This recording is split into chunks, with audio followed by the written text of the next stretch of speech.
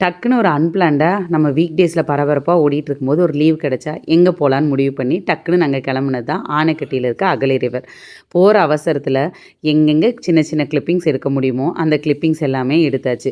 நல்ல deep forest area மாரி இருந்துச்சு. ஏன்னா ஆனைக்கட்டியே உங்களுக்கு நல்ல வில்லேஜ் ஏரியா தான் இல்லைங்களா? அதனால அங்க போயிட்டு ஃபர்ஸ்ட்டு ஆற தேடி கண்டுபிடிக்கிற ப்ராசஸ்ல நாங்க இறங்கிட்டோம். அதுக்கு போற இடத்துல ஒரு பிரிட்ஜ் இந்த மாரி சும்மா மரத்தில போட்டிருந்தாங்க. இது ஒரு பிரைவேட் ப்ராப்பர்ட்டி தான். இங்க யாரும் அலவுடு கிடையாது.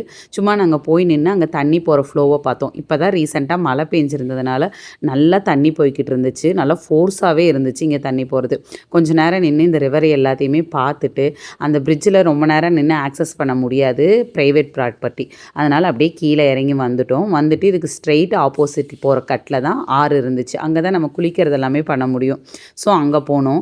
ஆத்துக்கு தான் போறோம்னு முடிவு பண்ண உடனேவே தலை நெறைய எண்ணெய தொடச்சு 3 பேரும் நல்லா எடுத்து கொண்டைய கட்டிட்டு கிளம்பியாச்சு. அங்க போய் அந்த ஆற பார்த்த உடனேவே சரியான ஒரு எக்ஸைட்மெண்ட் ஆயிட்டாச்சு. அதுக்கப்புறம் நாங்க அங்க போனோம். போயிட்டு 2, 3 இடமா இருந்துச்சு.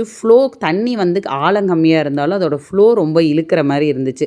ஸோ ஃபர்ஸ்ட்டு ஒரு இடத்துல போயிட்டு கொஞ்ச நேரம் குளிச்சோம். அந்த இடம் குளிச்சு முடிச்சுட்டு அந்த தண்ணி ஸ்டார்ட் ஆகுற பிரிட்ஜு கிட்ட போனா கிட்டத்தட்ட ஒரு ஜக்கூசி ஃபீல் வந்துச்சு. அவ்ளோ நல்லா ஃபோர்ஸா தண்ணி பட்டு பாடிக்கு அவ்வளோ ஒரு மசாஜிங்காவும் இருந்துச்சு. இங்க தான் நெறைய பட்டர்ஃப்ளைய ரொம்ப நாள் கழிச்சு ஒரே இடத்துல பார்த்ததையும் நான் ரொம்ப எக்ஸைட்மெண்ட் ஆயிட்டேன்.